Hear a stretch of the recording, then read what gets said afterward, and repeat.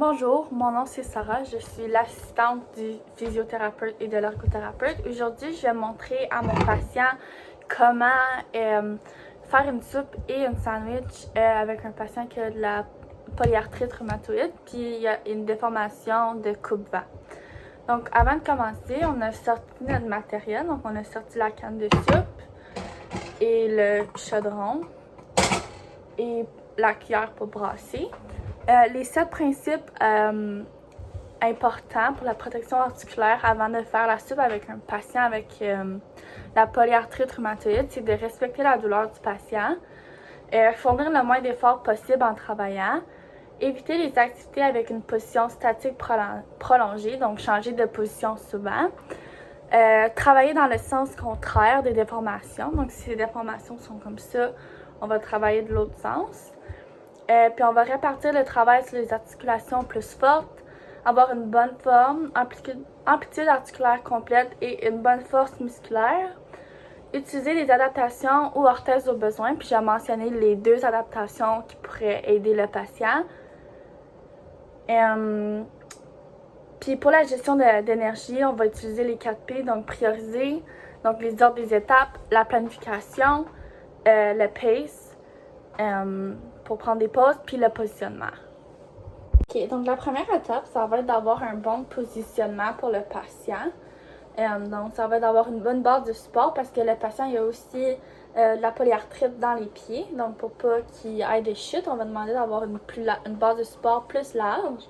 Je vais demander à mon patient de se mettre devant la canne et le can opener avec les pieds étroits. En face du plus proche là, pour que tu ailles, c'est ça. Donc là, vous pouvez prendre la canne comme ça avec vos déformations. Et puis avec l'autre main, vous allez pouvoir prendre le can opener, le positionner et faire le mouvement. Maintenant que la canne est ouverte, on va juste avoir le bon positionnement. Puis là, vous pouvez prendre la canne encore une fois comme ça, ouvrir le pot, le mettre dedans. Et voilà. Puis là, vous pouvez allumer le four. Ça, avec le même positionnement du côté. Medium heat, c'est parfait. Puis là, on va demander de remplir une canne d'eau. Donc, c'est important de ne pas utiliser les doigts et prendre la force avec les mains. Donc, une fois que toute l'eau est vidée, je vais demander de prendre la cuillère. Puis, c'est important de brasser vers l'extérieur, donc l'opposé des déformations de votre main. Comme ça. Parfait.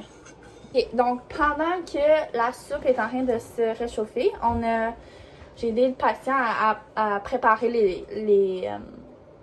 le matériel qu'il a besoin. Donc, le patient a sorti 2 tranches de pain. Il voulait faire une sandwich au fromage. Donc, on a pogné une slice de cheese. Puis on a pris le beurre. Puis un couteau. Fait que le patient va encore le positionnement. Puis là, on peut te demander d'ouvrir le pot comme ça avec la main et non les doigts. Ça, donc la première étape, ça va être de prendre le beurre et de le mettre sur le pain. Ça, puis en allant du côté opposé. Tu peux prendre ton autre main pour du support. Puis là, tu vas beurrer comme ça. Ça, faire le mouvement comme ça. Aussi, dans les étapes du capé, on mentionne que tu peux prendre des pauses. Donc, si t'es trop fatigué, tu peux prendre une pause puis vous asseoir. Est-ce que vous avez besoin de prendre une pause? Non. Non, vous êtes correct. Parfait. Okay, donc, pendant que la soupe est en train de se réchauffer, j'ai aidé le patient à préparer le matériel qu'il a besoin. Donc, le patient a sorti 2 tranches de pain. Il voulait faire une sandwich au fromage, donc on a pogné une slice de cheese. Puis on a pris le beurre, puis un couteau. Fait que le patient va encore le positionnement.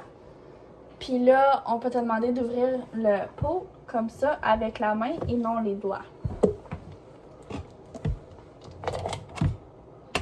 Ça, donc la première étape, ça va être de prendre le beurre et de le mettre sur le pain. Ça, puis en allant du côté opposé. Tu peux prendre ton autre main pour du support. Puis là, tu vas beurrer comme ça. Ça, faire le mouvement comme ça. Aussi, dans les étapes du 4P, on mentionne que tu peux prendre des pauses. Donc, si t'es trop fatigué, tu peux prendre une pause puis vous asseoir. Est-ce que vous avez besoin de prendre une pause? Non. Non, vous êtes correct. Parfait. Et donc, maintenant, on a beurré. Le patient a mis le beurre sur le pain. Et, donc, maintenant, dans les étapes des 4P, je me suis assurée que le patient était confortable. On a pris des pauses. Le positionnement était correct. Puis les autres des étapes aussi. Donc maintenant, il reste seulement à ouvrir la tranche de fromage. Vous pouvez faire ça. Ça, en allant du mouvement opposé encore une fois. Puis on utilise plus les mains que les doigts pour faire ça. Puis si vous avez de la douleur, on doit arrêter le mouvement.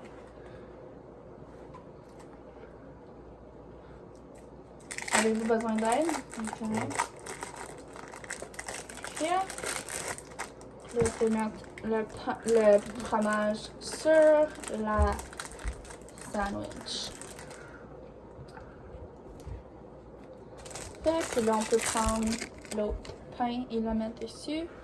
Et on a notre sandwich. Le monsieur a complété de faire sa soupe et son sandwich. Maintenant, ce qui reste à faire, ça serait de rebrasser la soupe et de sortir une bolle, puis de servir le dîner. J'ai oublié de mentionner, mais 2 techniques qui pourraient aider le patient avec la polyarthrite rhumatoïde, ça serait une prothèse au niveau des doigts pour aider au positionnement puis diminuer la douleur. Puis aussi, on a vu en classe l'autre jour, je me souviens pas exactement, mais c'est comme un truc que ça fait que c'est plus facile pour le patient d'allumer le rond du fourneau.